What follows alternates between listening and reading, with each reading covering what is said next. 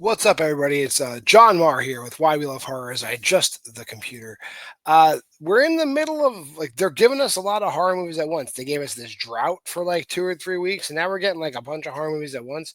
Some wide releases, some limited releases. I'm trying to keep up with all of it, but I'd be remiss if we didn't talk about this movie, The Woman in the Yard.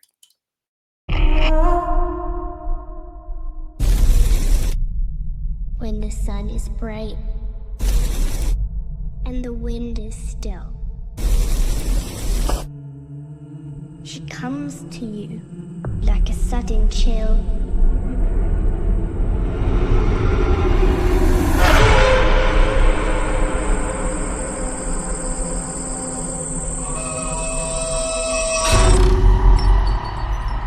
Draped in black from head to toe. How she got there, you'll never know.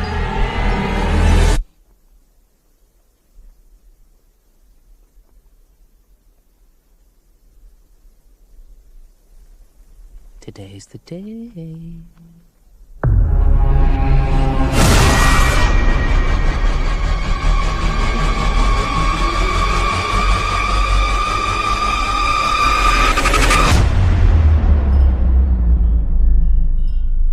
Today's the day.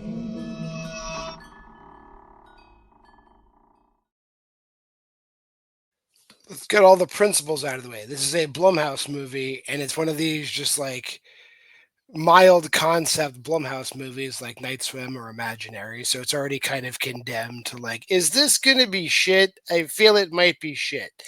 But then, I mean, How May Colette Sarah was the director. And like, while he doesn't make 5-star movies, he also doesn't make 1-star movies. I don't think he's ever made a movie where I'm like, this is bad. I've always been like, this is fine to this is pretty good in his range of movies. So he's not exactly Mike Flanagan, like with kind of confidence, but like, I have confidence that he's not going to drop a total shit bomb on us either. So that leaves us with The Woman in the Yard, which that trailer is kind of misleading because that whole like Nightmare on Elm Street nursery rhyme bullshit never happens in the movie. This movie, and I might as well drop spoilers now. My whole issue with this movie is like it's like a thinker, I guess, but like it's a 90-minute movie that is definitely not marketed to thinkers, and it's bleak as fuck when it all comes down to it. And it feels like the bad kind of diversion and equity and inclusion. And I'll explain myself. It's the bad kind because this movie is about Daniel Deadweiler plays the mom, and I will pull up her name in a moment. Uh, Ramona, that's right. I should have known that. She has 2 kids, Taylor and Annie. I know that. And we are living in the aftermath of there being a car accident where the husband, played by Russell Hornsby, has died. And his name was David. We don't know exactly the circumstances. We know it's a car accident. She has broken her leg. The husband has died in the car accident. And we're living in this world where she is depressed from the loss of her husband. And she's kind of like condemned to live on in this farm she didn't want to buy.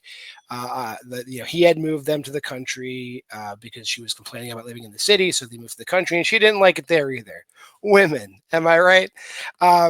So her and her 2 kids are living there. Obviously, things are going very bad because the power gets cut and the car is screwed up. So they're obviously struggling financially. There's no dog food.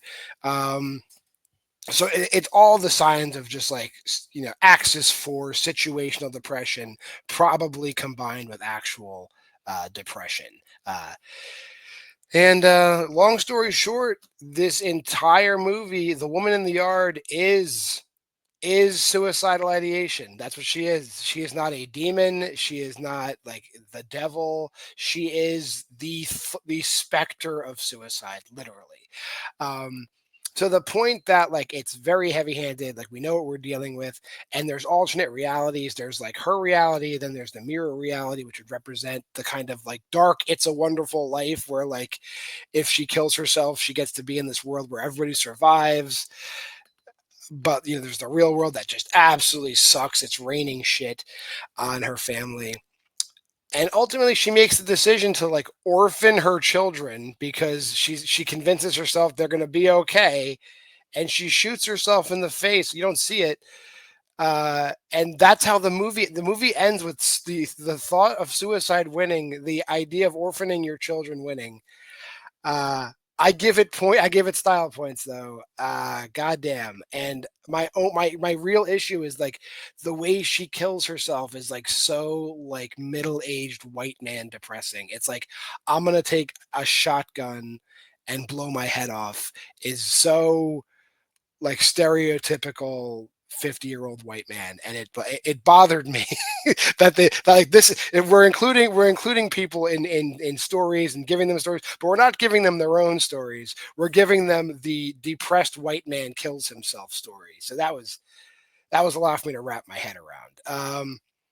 But stylistically really cool. I did like the designs on the woman in the yard and the shadows and everything. It's a great story. It's just like people are going to not like this movie, and I understand why. But again, I don't dislike this movie either. So let's get on to what I feel about it for real.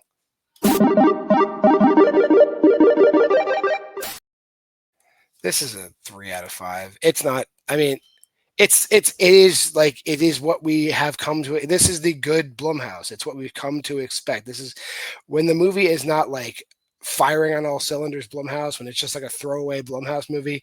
Here's your ceiling. 3 out of 5. This is that. This is like a no fanfare, decent director, decent cast, limited concept movie that is just fucking weird, like Night Swim. But I would say this is better than Night Swim. If you made it this far in the video, like, comment, subscribe, and share. Go to the Facebook group at Why We Love Horror. By all means, stop by Letterboxd as well. Join the Letterboxd challenge. We're giving you a prompt a week this week. If you watched the earlier show earlier tonight, Jake and I talked about Barbara Crampton. Next week, there's another actor to deal with. Schedule here is always the same. Sunday, watch Why Liv Loves Horror. She's adorable. Everybody loves her. Monday, it's Versus. I like doing it. Nobody likes watching it, but I like doing it. Thursday, Why We Love Horror. Sometimes you get special editions like this. And hey, I think on Saturday I might drop another special edition for Screamboat, because Screamboat also came out this week, and we're not covering it yet.